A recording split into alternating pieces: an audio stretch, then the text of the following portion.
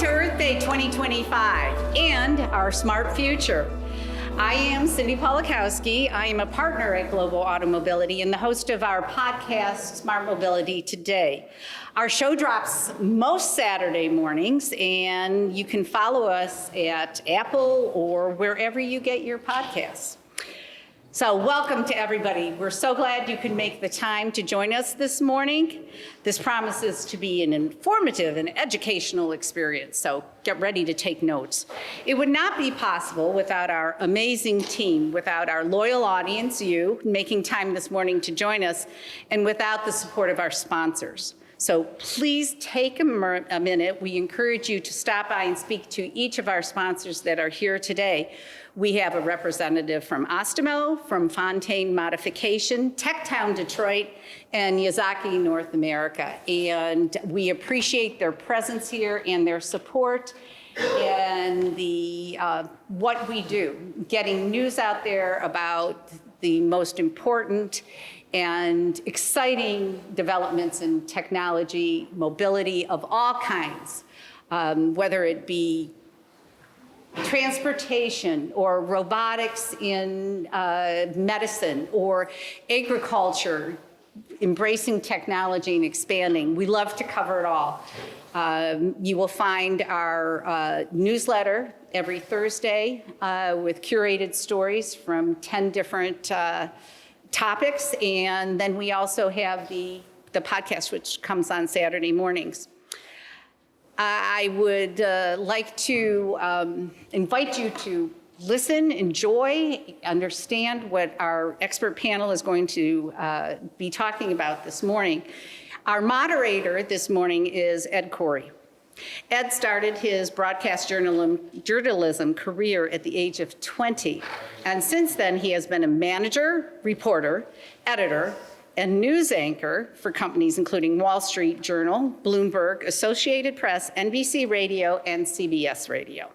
He earned an MBA with honors in 2013, and he enjoys music and spending time with his family. It's my pleasure to welcome Ed Coury.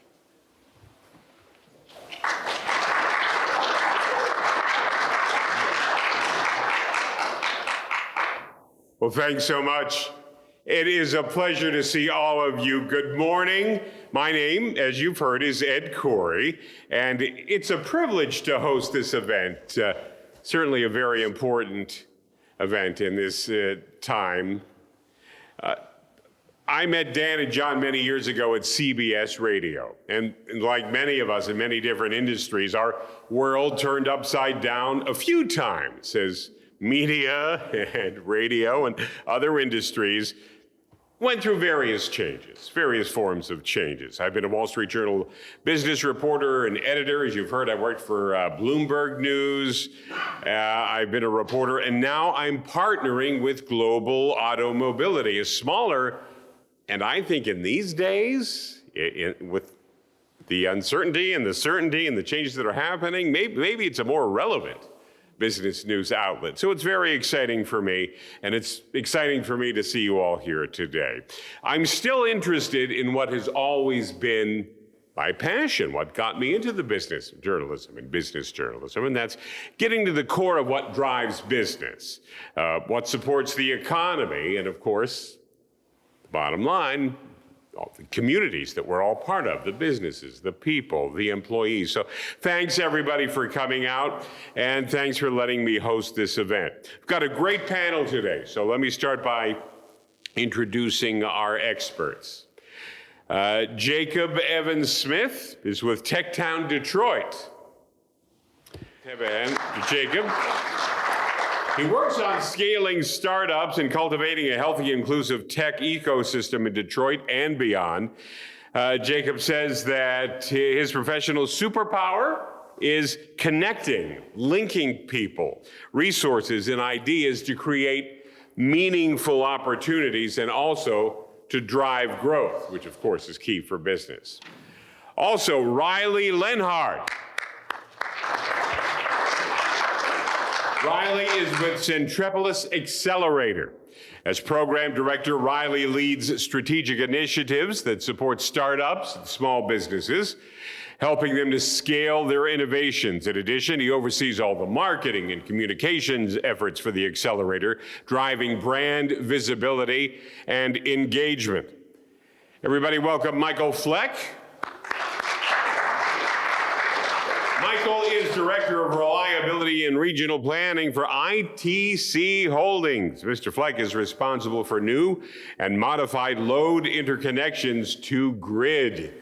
And we know how important and more important the grid is becoming in our society and to business. Advancing projects that eliminate congestion through the ITC Michigan system, and advocacy and development of mid-continent independent system operators' long-range transmission planning projects in Michigan. Something I'm sure he can explain to you in detail. It's a mouthful, but so important and critical to our future, not only in mobility, but pretty much for all of industry. Let's welcome David Broski. David is Director of Sales and Business Development and E-Mobility of Fontaine Modification. As the Head of Sales and Business Development for Fontaine Modification's E-Mobility business segment, Dave has more than 35 years of experience in the automotive and commercial vehicle industry. For the past 17 years, he's been focused exclusively on advanced clean transportation solutions, hybrid electric battery, and fuel cell electric power trains. Let's welcome Catherine Snorrison. Catherine's Vice President and Deputy Chief Mobility Officer with Michigan's Office of Future Mobility and Electrification.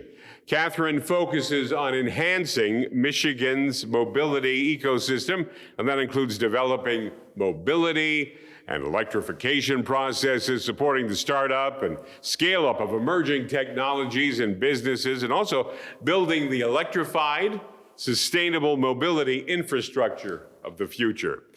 Thank you, everybody. Thanks for being part of our panel today. We truly appreciate our panel's presence and our guests' presence. A lot of questions that I could ask such a group, everything from the future of vehicles, to support for startups, to the role of Detroit and Michigan also strikes me as very pertinent and very, very interesting. So to moderate the next hour, here's what we're going to do. Take a look at the following things. First of all, I want to find out what each of our panel members and each of your organizations, what each of those things are about, and how it's part of building a smarter future. Also, how's business? We live in interesting times. That's an understatement, so it would be nice to hear about your current focus and maybe some of the key goals you have now and for the future. Third, how are you creating a path, that gateway to the future? What's getting in your way, and how are you overcoming obstacles which we all face? And last, how do you define success in your particular company, in your particular field? What does a win look like? What impact are you having or hope to have on the communities you serve? Riley, as I mentioned, welcome, and thanks so much for joining us. It's a pleasure to have you. Let's talk about Centropolis. So how is it different from other accelerators? Yeah, good morning, everybody. Thank you for being here. Can you guys hear me fine? Am I good? Good? All right, sweet. So there's a few different things that are different about our organization. So Centropolis primarily are focused on hard tech, and by hard tech we mean physical products, and that can mean a consumer product, a medical device, it can be a next generation battery, it can be a power electronic, advanced materials such as castings, et cetera. And traditionally a lot of incubators, not just in Michigan, but around the world have a heavy focus in software. And so there's not many out there for hard tech development. So that's one of the areas that's really unique about us. But another area that we're one of the only organizations that we know of that has in-house product design, engineering, and prototyping. And so we have this because we have our own actual lab in our facility where we have a variety of different types of equipment where we can do one-off prototypes, we can do design work such as CAD, we can do finite element analysis. We have in-house engineers as well as what we call experts in residence. These are individuals like you guys, 20, 30 years of experience in your industry, and we actually use those EIRs to deploy them and put them into our companies to actually do the work instead of just giving them a guideway of how to do it. You based nearby? Hmm? Are you based Oh, did you say that? Yeah, we're based right here on Southfield in LTU's campus. So I missed that. Oh, very cool. Very cool. Thank you. You're on home ground. That's very interesting. And I have more questions to ask you about that in a second. Michael, welcome to the panel, and thanks for joining us. Can you give us an overview, and hopefully you won't have to dumb it down too much, but what's an overview? What is the power grid? Appreciate the question. And firstly, we just really want to thank everyone for giving me the opportunity to speak in the panel today, because I think it's really an important time in the industry. There's fundamental changes going on, obviously, on the EV side of things, but also on the power grid side of things, the energy infrastructure. And so I guess I'll try to boil this down to really three pillars that plays out in the energy infrastructure. And that's really the generation. That's really where all the energy is created. And that could be really anywhere from what are more traditional, maybe like 15, 20 years ago would have been like your coal and your natural gas. But more recently, over the last 5, 10, 15 years, that's more of moving towards like a greener future in wind and solar, battery storage. That ultimately moves from generation mix to the transmission. And maybe most people don't actually think about this, but, and I'll just say this, transmission is really where ITC space is. We own the transmission in the lower part of Michigan. And I'll just say that over 99% of the energy that you consume, either in the residential, commercial, industrial side of things, moves through the transmission space. And so these are the high voltage lines. If you look out there on your freeways or whatever else, these are the very large towers that move that energy from the generation mix, your DTE, your consumers, maybe even out of state generation, moves that energy from that generation to ultimately the end use customer. And then ultimately it drops it down into distribution space where it might feed your house. It might be a data center. It might be the just normal electrification or EV space that we're looking at today. So that's kind of a nice mix of how you see energy moving in the industry, is really from generation to ultimately to the end use customer. Now, we'll just say, too, that some of this is changing as well, and it's not being built necessarily on a centralized location, but you're starting to see local generation, more like distributed energy resources, where it might be local small pockets on the distribution side. And that's also kind of giving a bit of a mix of how much the energy or how much the industry is actually changing. So. And I do want to say, pass this on to security at ITC. At your beautiful facility in Novi, you have a lot of waterfowl, and sometimes I stop and take pictures of them. Don't have me arrested. It is a beautiful campus. It's a beautiful facility you have there. Yes, beautiful waterfowl and everything. Okay, all right. David, thank you for coming. Thanks for joining us today. What does your workforce look like? Capabilities, skills, education, background, just an overview of the work. So our company, we do truck modifications. We have 11 facilities throughout the U.S. We have a facility here in Hamtramck, Michigan, where it's our flagship BEV plant, where we're actually building battery electric vehicles for the market. We launched that plant about 5 years ago, and since then, of the 11, we have 4 locations that are doing either battery electric, hybrid electric, or fuel cell electric on commercial vehicles. So our core business is doing all kinds of truck modifications on brand new trucks coming out of the factory. So we have a very highly skilled workforce.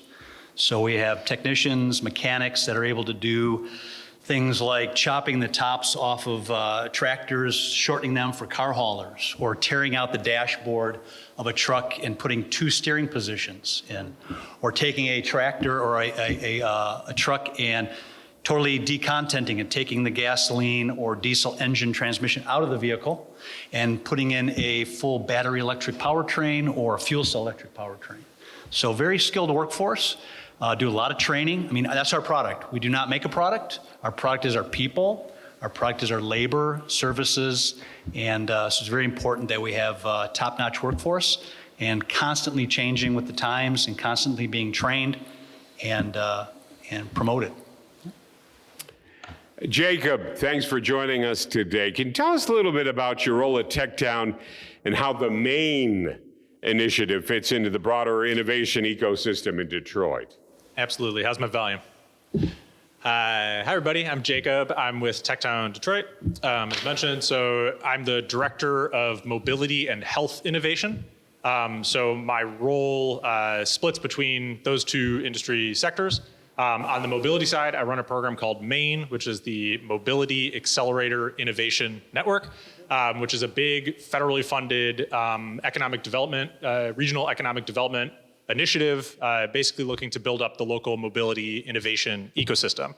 What that means in practice is I manage a network of incredible partners, including Centropolis, thank you, Riley, and a number of others. So think like academic institutions, investors, accelerator programs, et cetera. I manage that network of partners. I also work with startup organizations to really understand their needs and challenges and then connect them to the right partners and resources.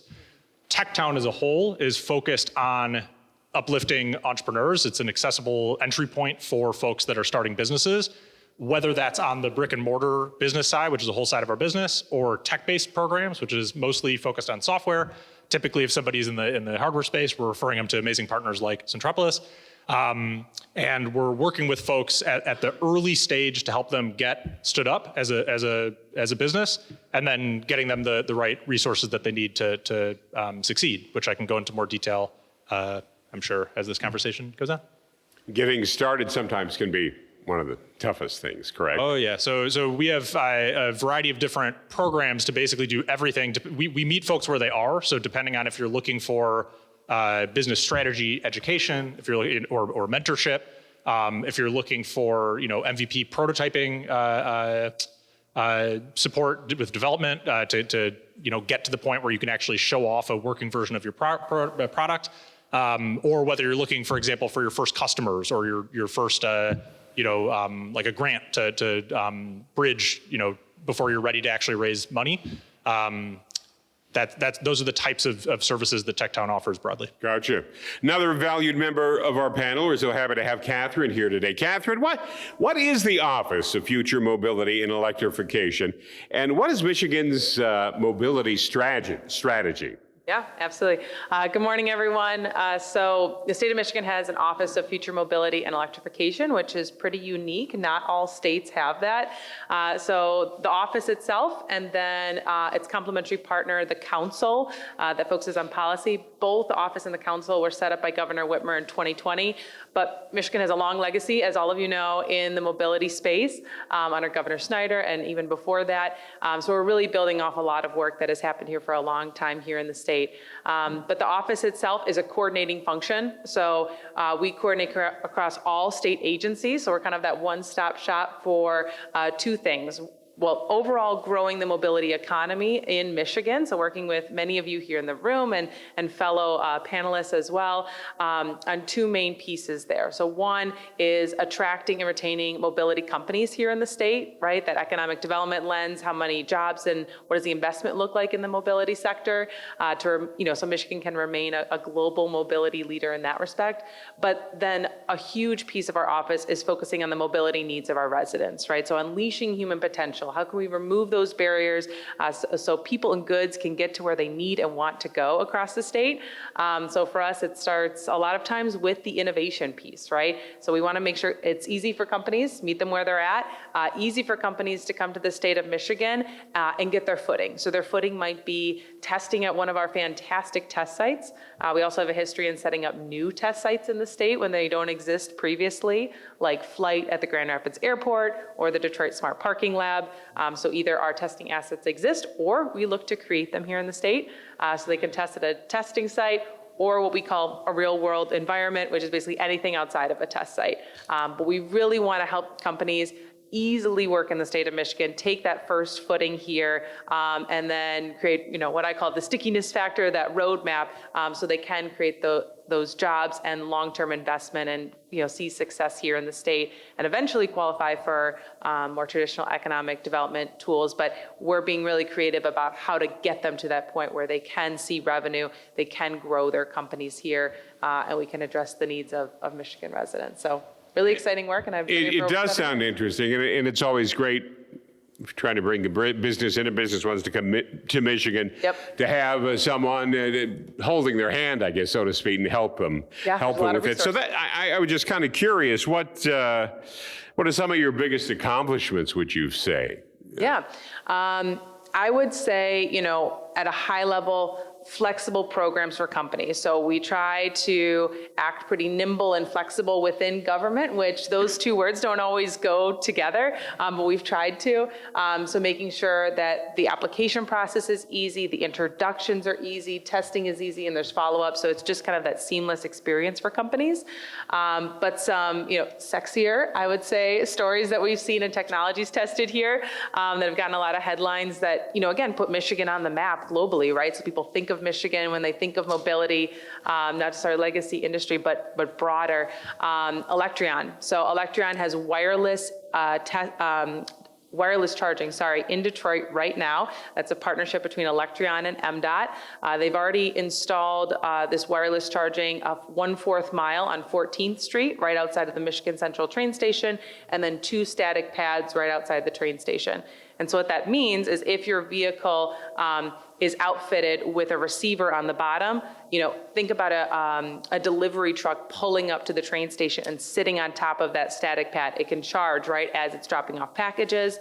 And then the inductive charging as you drive, so you never need to stop. So it was really exciting meeting that company in Israel on a trip and actually seeing them drive for 100 hours straight. They only had to stop to switch the driver, and they never had to stop for a charge. So it's great seeing that deployed in the first public space in the U.S. right here in Detroit.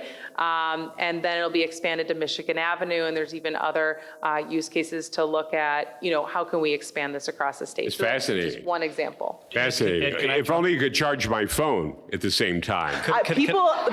We've had to put it in news articles, don't put your phone on the road. It will probably be driven over. Hey, Ed, can I jump in a bit on this? Sure. I want to talk to my 2 colleagues here because in the transportation, the technology on the vehicles is there. All of the major truck OEMs have battery electric, fuel cell electric options. It's the infrastructure. It's the charging. So when you look at an opportunity charging for wireless, and I know Electrion, that's going to be critical in the grid. So those things, it's even on hydrogen fueling. So if you want to bring these forward, that's really the focus, is you really have to bring the grid. You have to make the charge. You need work trucks, and they consume a lot of fuel, more than automobiles.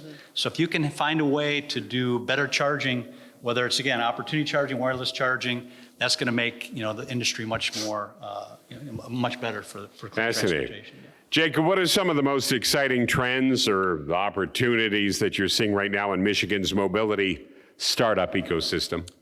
Yeah, so I think there's a number of different exciting things happening, but right now the couple that I'd highlight, one is and I credit a lot to the Office of to OFME, really broadening the definition of mobility to think about it more holistically in terms of how we're moving people, goods, and information across land, air, and sea. So really thinking beyond traditional auto and thinking about what is the most efficient way to get people and goods and information around, whatever that means. So a lot of what we're thinking about is, just as an example of kind of taking that to the far end is, if somebody's having a mobility issue, like they can't get to the doctor, could you bring the doctor to them, with a mobile health unit or, mobile screenings, or with a telehealth solution, for example, to eliminate the need for travel.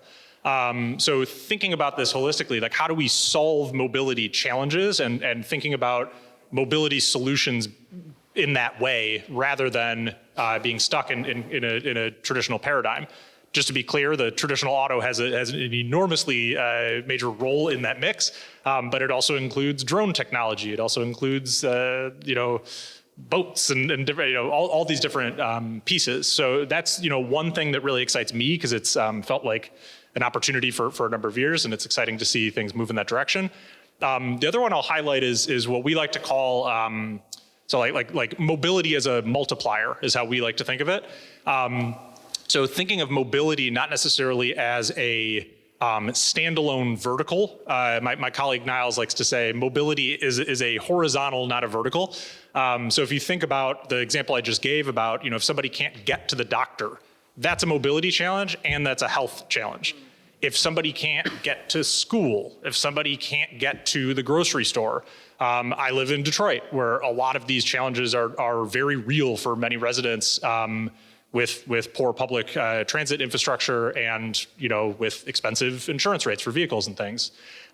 So figuring out ways to thinking about mobility as an opportunity to address challenges that extend cross-sector in that way, I think really opens it up to this much larger opportunity where if we can crack that code, if we can solve mobility issues, that has a direct translation to solving health challenges, education challenges, healthy food challenges, job challenges. If people can't get to work, how do you, it opens up where they can, the job market for an individual.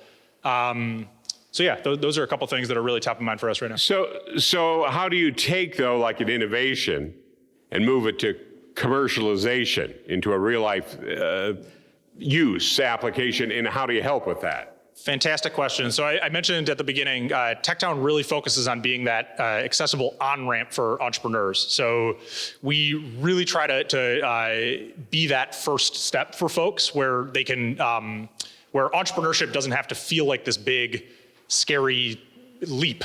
We try to make it as easy as possible to get into that mix and to get up and running. So from there, obviously, there's a lot of pieces that go into taking something from an idea to something that's commercially viable. So we support folks through our tech-based programs in a variety of ways to get them up and running. So just to go into a tiny bit more detail, that looks like primarily educational resources. So we have a training program that folks go through to learn business fundamentals and strategy and similar. We also have a network of subject matter experts that you can tap in with for free to do these consultative strategy sessions. So you can tap in with an expert, ideally that has direct industry expertise in the area that you're looking for support in order to get that type of one-to-one coaching. And then potentially for extended membership, mentorship, moving forward. We also have what I was describing before, MVP support, minimum viable product. So helping folks with the funding and the talent resources to actually help them stand up a prototype of their product that they could turn around and show to customers and to investors. And then on the traction side, so helping folks land their first customers and pilots. So we work in close partnership with other partners in the ecosystem. That's where relationships with corporate and with government and the like really comes into play. We're helping folks stand up. Right now, Wayne State University is a sister organization of TechTown. We're working with Wayne State's parking team right now to get some startups actually plugged in, no pun intended, into their parking infrastructure so that we can take advantage of this big, amazing university organization that we have these close relationships with as examples.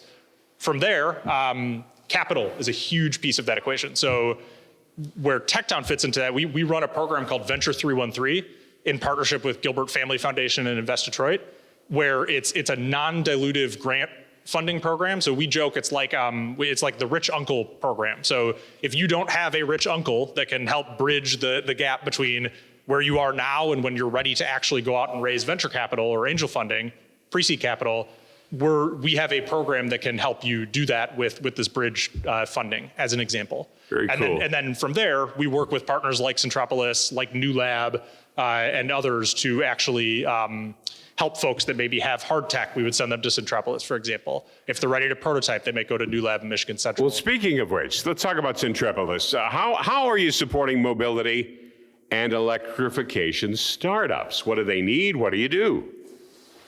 Yeah, so in my opinion, this is really the fun part. So there's a variety of different mechanisms that we use to support these organizations. So one, similar to what Jacob mentioned, is tailored funding. So we have our own investment vehicles and grant funding that we're able to actually deploy right into companies. And it's really investments and grants in the form of services, so it's not cash into the business. We have dedicated accelerator programs. Our C3 accelerator, for instance, is focused on clean tech, climate tech, circular economy. And as you guys know, that falls in line with a lot of electrification and mobility. We have a great program with Catherine and her team at OFME. We're calling it the Make It in Michigan Prototype Program, where we actually administered this last year, and we funded up to 17 projects to support, commercialization efforts for mobility and electrification startups.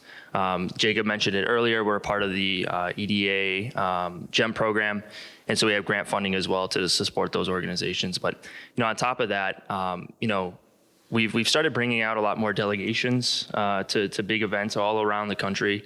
These are events that typically our startups do not have the type of capital to attend. So, a couple weeks ago, we were in Denver for the Industry Growth Forum, and that is, in our opinion, that's the premier clean energy event. It's where you see upwards of 300 climate tech investors, and could be just straight VCs, it could be angel groups, it can be corporate venture arms as well. And it's a really intimate setting for these companies to meet with these people and actually start to begin to foster some type of partnership or relationship. And it's not just investments either. I mean, those organizations, especially in the corporate side, that they could be customers. There's also strategic partnership opportunities, right? So that's another really great way that we use to support. And then we also have our own programming that we do in terms of events. So we hosted up our Michigan Manufacturing Angel Group. And one thing we noticed is, there's a lack of funding that's available to hard tech founders, especially at early stage and TRL kind of 1 to 5. And by TRL, we mean technology readiness level.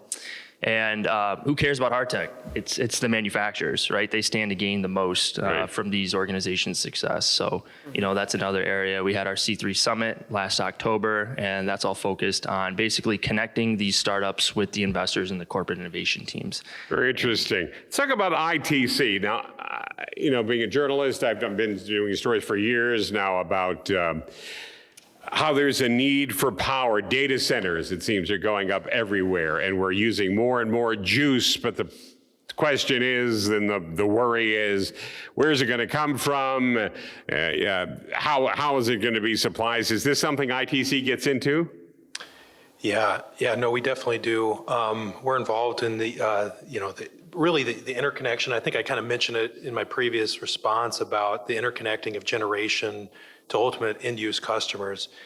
And these topics are brought up quite a bit. One thing I guess I just really want to point out is that there's really two main things I kind of mentioned about paradigm shifting things going on within the electrical infrastructure, electrical energy, system today. Those two things are really focused on load growth and the generation mix change.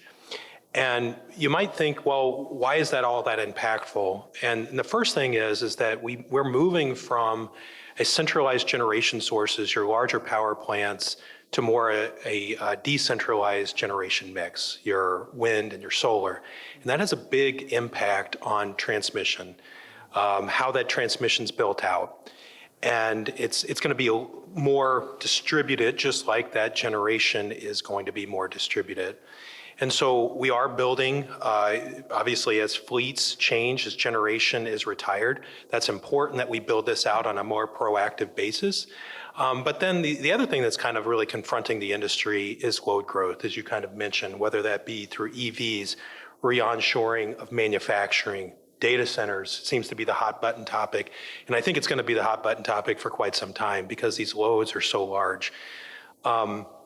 And so I think the one thing I really want to point out too is that in the transmission space, what ITC does day in and day out, building the infrastructure, maintaining it, doing the O&M on it, we need to be thinking not just 1 year, 3 years, 5 years out. We need to be thinking 10, 15, 20 years out.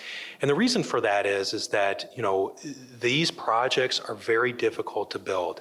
And there's reasons for that being that difficult, whether it be permitting or just, stakeholder advocacy. And these things, as we think that 10, 15, 20 years out, it's really setting up the state, our country, but more specifically here, the state, to have those economic development, those opportunities, not just now, but into the future. And one thing I think, I'll just mention, you mentioned it at the very beginning about MISO. I'm giving an acronym here, but MISO is basically, the regional transmission organization that makes up all the transmission owners throughout the mid part of the United States.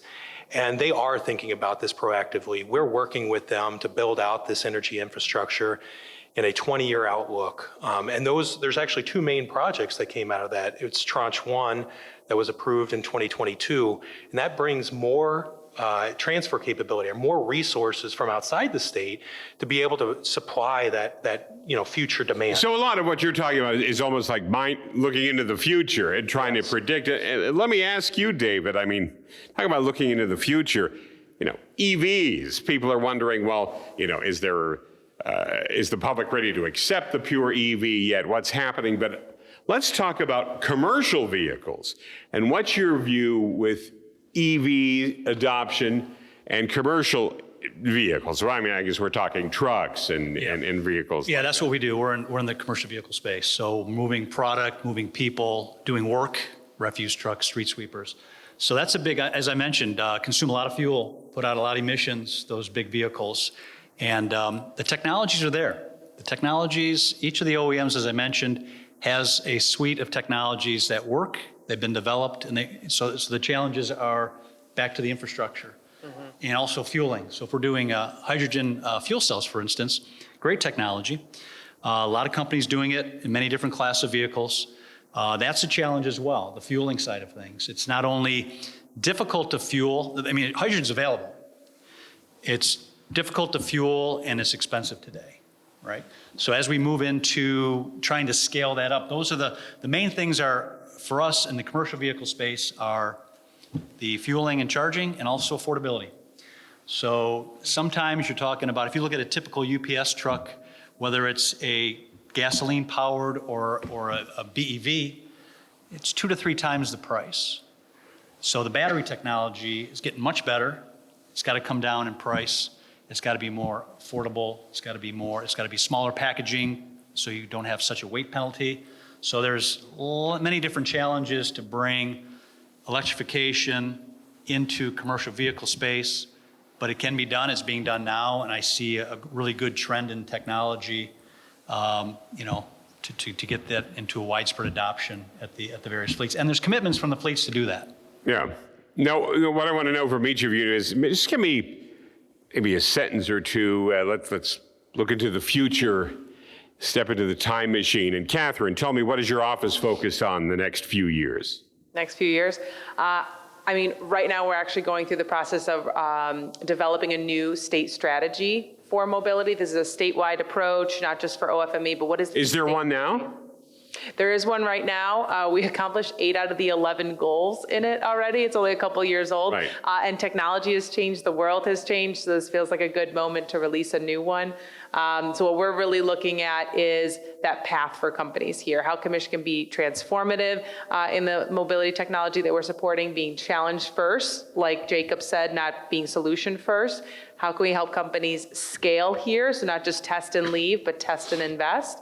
And how can we help companies find long-term success? But through each of those 3 steps with the new strategy, how are we addressing those mobility needs of Michigan residents? So, Jacob, you deal with people who want to get into contributing to or helping to develop the future of mobility in Michigan. What advice do you give them? Good question. So I think in general, it's like, don't go it alone. So I think that can mean a number of different things, but just there are resources and programs and organizations that exist. Like the ecosystem is robust. What's missing is the access to the information. It's confusing. So leverage the entrepreneurial support organizations like TechTown and others who can point you in the right direction. Start attending events. Just start showing up. If you're not sure where to show up, reach out to me or other folks like me who can tell you where to show up. Yep. And I'm sure other folks on the stage as well. But just start being present and meeting people. We live in an ecosystem that is supportive, and a lot of folks recognize it's a rising tide raises all ships. But in order to be part of that rising tide, you gotta participate. So more specifically, if you're interested in staying in touch, obviously, come talk to me, but we have our newsletter with events and updates and resources. We have an active Slack conversation to talk with folks, and we're organizing these forum conversations to bring together multidisciplinary stakeholders to have these conversations. Lots of different opportunities to get involved, so let's connect if you're... And along those lines, Riley, startups in the hard tech space, what advice do you have for them? What are their biggest challenges? funding, Money. to put it short and sweet. But also a lot of times what we see is a lot of founders are skipping critical steps in the product development phase. And by doing so, then they end up incurring design, engineering, and prototyping costs, which can make or break your business. Our CEO, Dan Radomski, actually developed a training curriculum. It's called Build for Scale. It's product development and manufacturing 101. And it's basically it's nothing unlike an OEM, like a Ford or a GM would go through their vehicles and getting to production. They don't skip steps in the process. And so we really force our startups to do the exact same thing and go through that type of regimen, because we are very confident that by doing all the steps, you will get your product to market. Now, there's many variables that determine whether or not what makes a business successful, right? Your margins, et cetera, the uniqueness of the technology. So those are the two things that I think are real challenges for hard tech founders. And then finally, I just want to ask, Michael, we've talked about looking into the future, the need for power. Is there one thing looking into the future that we have to look at? What is the most important thing about preparing the grid to handle what will be, I guess, a growing load? Yeah, I would say probably one of the biggest, I don't want to say maybe concern's the wrong word here, but we talk about it quite a bit about resource adequacy or energy assurance. And that basically means that we have the right generation mix, we have the right resources being built today to be able to feed these demands that are coming. It's one thing to be able to have the transmission there. It's a whole nother thing to be able to build the right resources mixes so that we can, serve that load 24 hours a day, 365 days a year. And I think that we all get very, very familiar, very comfortable flipping on that light switch and having those resources there. But sometimes we actually take that for granted. And so making sure that we build the right generation mix now, and we are building for the future from the transmission perspective, and making sure that it's reliable too. So something I want to ask you and everyone else, but I'll ask you, Michael, how does ITC define success? What does that mean for you? I think at least whenever you're thinking about this from a forward-looking perspective, is that we are planning these projects not like piecemeal together, because I think what really happens when you start thinking about a project or a load interconnection, that you do that project today, those are going to be longer, or those are going to be more expensive projects. We are trying to think about these things in this forward-looking, holistic approach, so that obviously the ratepayers are paying a lower cost for those ultimate resources, but that we're doing it also in that it's going to be reliable for folks as well. Catherine, let's talk about some of OFME's key programs and success stories, and what has surfaced from some of these programs. What was the benefit? Yeah, I think partnerships is really key to all of our efforts at the state, but they fall into two main buckets. So programming, a lot of grants, just like Centropolis and TechTown, but then also policy is a big piece of our success story here in the state.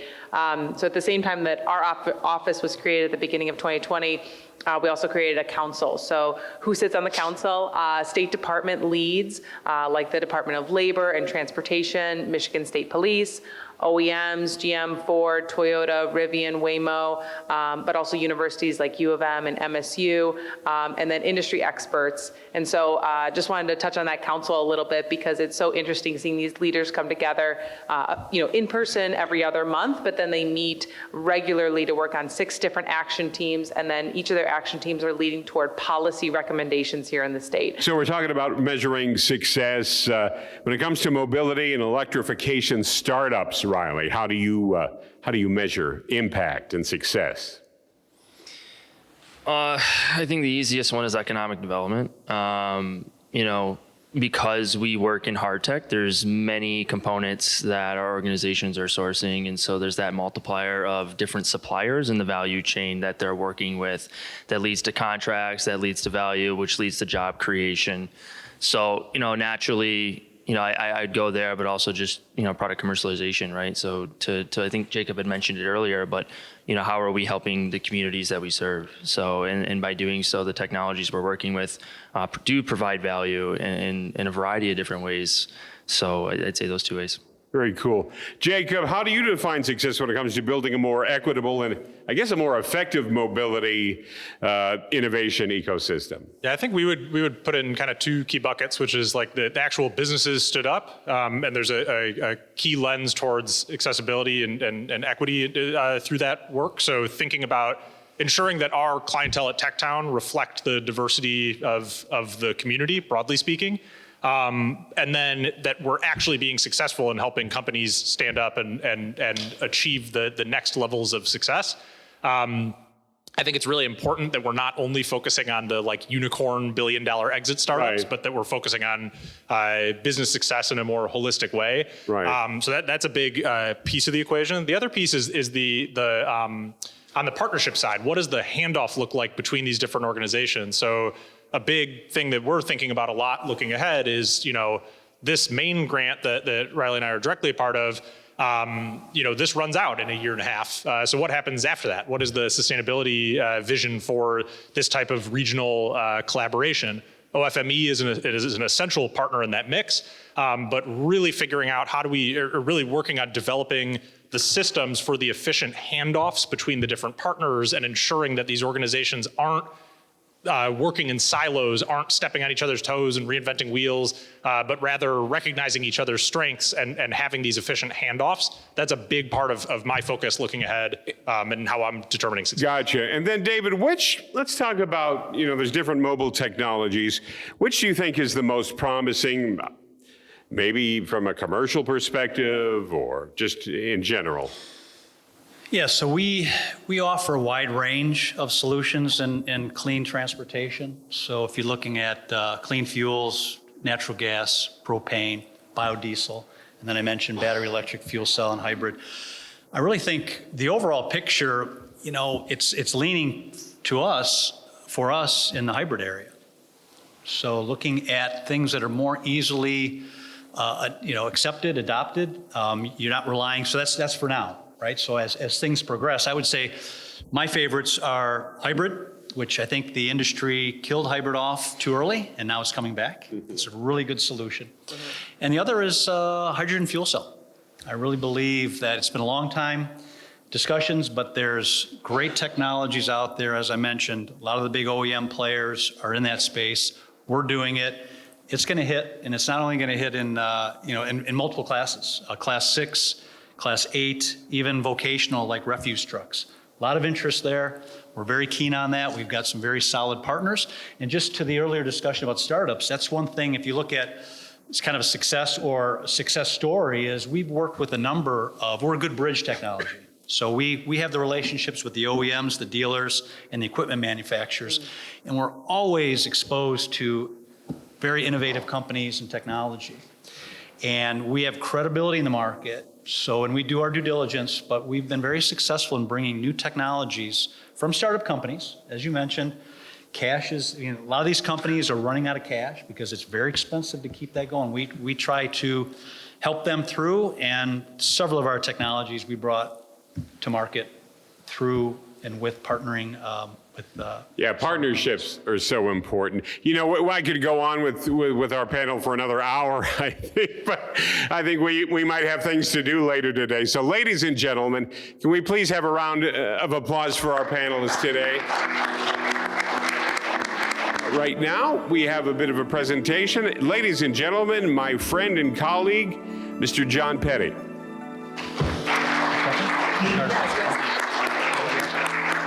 Well, I get a very fun and wonderful opportunity right now. Michelle would like you to come to the stage for a minute. I'm going to read a few remarks here before I start, but and I'm just going to read them because I don't want to screw it up, okay? Okay, on behalf of Global Automobility, I'm honored to recognize this lady to my left, Michelle Reeves, as the 2025 Global Automobility Industry Innovation Award winner. Michelle is the executive director of the Detroit area pre-college engineering program known as DAPSAP. It's a nonprofit with nearly 50 years of experience dedicated to providing underrepresented students with exciting opportunities in STEM. And this, again, is for pre-K through 12th grade students. Annually, found out, DABCEP serves about 16,000 students annually and boosts over 75,000 alumni. Now, let's discuss Michelle's remarkable contributions. With over 13 years of directorship roles, including 5 years as deputy director and 8 years as executive director, she's the first female director of DABCEP. Michelle is the chief architect of initiatives such as the Pre-K to 3rd grade Explorers program, the annual STEM Day held at the Michigan Science Center, Gear Up student programming, the biannual DABCEP student showcase, and much, much more. I could keep going, but I'll leave it there. Michelle's commitment to enriching opportunities for underrepresented students in STEM spans over 20 years. Having known about her work at DABCEP for years, I recently met her and her dedicated team. Their efforts are crucial in helping young people realize their potential in STEM and providing the exposure they need to discover the opportunity it holds for them. Now, my awareness of DABCEP began when my father taught there years and years ago, but it truly resonated when my friend Delvis Nixon, president of Fresh Nation TechCast, you need to meet that gentleman there, collaborating with DABCEP, teaching students STEM through technology and broadcast training. He consistently praised Michelle and the DABCEP team when I go over and pick up checks. Hey, listen, go over there. Now, she's a heavy hitter over there. Don't embarrass me over there, you know. That's really great. But you know, I'm going to just say seriously, in this climate where talent is essential across organizations like ESD, universities, preparing our innovators of tomorrow must start early. And Michelle Reeves has answered the call. Please join me in congratulating Michelle Reeves, the recipient of the 2025 Global Automobility Industry Innovation Award.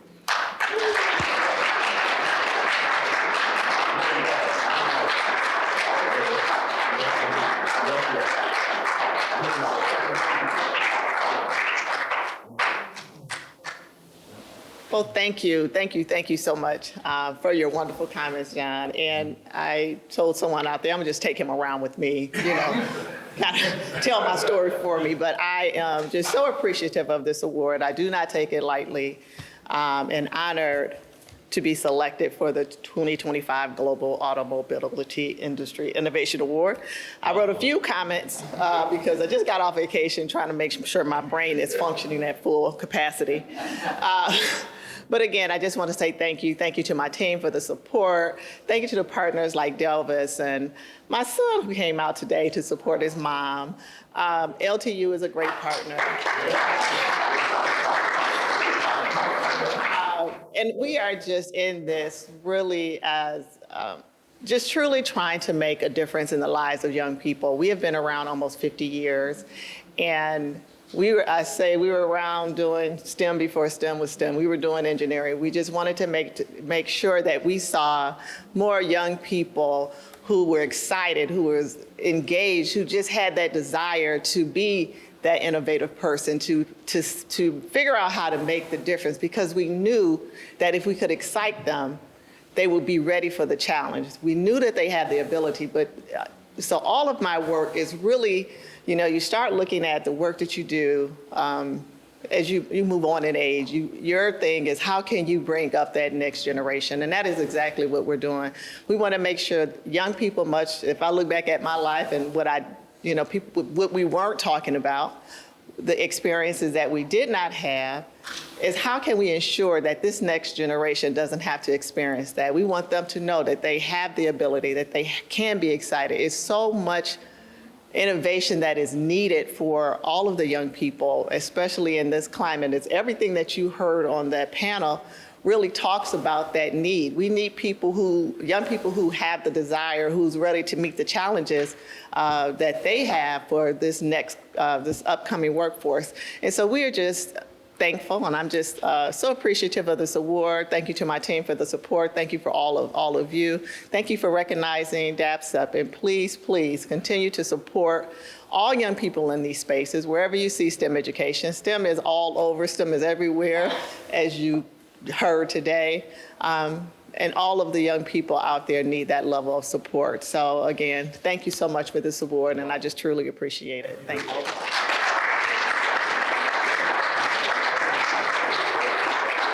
Thank you, everybody. I'm going to close out the session just by saying thank you to all of you for making a difference. And I'd like to especially thank our team, Detroit Media Productions, our designers on the West Coast. There's a lot that goes into an event like this. There's very little sleep, lots of coffee, lots of work. Thank you to Danielle Robinson for all that you do. Thank you to Cindy Polakowski for your remarks, for your podcast. John Petty, who's really been the champion of this event. Couldn't have done it without you. What a great panel. Ed, it's really great to reconnect with you.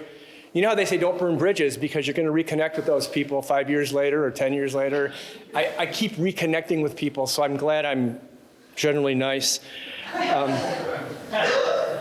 Before you leave, visit with the sponsors. The sponsors are all doing really interesting things, whether it's the Astemo University Tour, where you see the little Instagram shorts, the cool work that TechTown is doing with startups. Dave just had us in for a tour. I saw the buckets of nice, shiny internal combustion engine parts over here while they were retrofitting a school bus or a truck. It's not just things we're talking about. He's really doing it. It's the real deal. It was really cool to watch the process. If you're into automotive manufacturing and any of your work has anything to do with AI, please visit our friends at Yazaki. We're working with them on a webinar coming up that will tell you about image annotation. I didn't know what it was, but it's a very important process, and it's very hard for companies to get the talent they need to create effective AI. The guys from Yazaki have some great things they can tell you about. And last thing on your way out, there's a sign-up table because Cindy wants people to listen to her podcast. So you can click on a QR code and sign up, and we'll send you the information you need to follow us. With that said, have a great day. Thank you.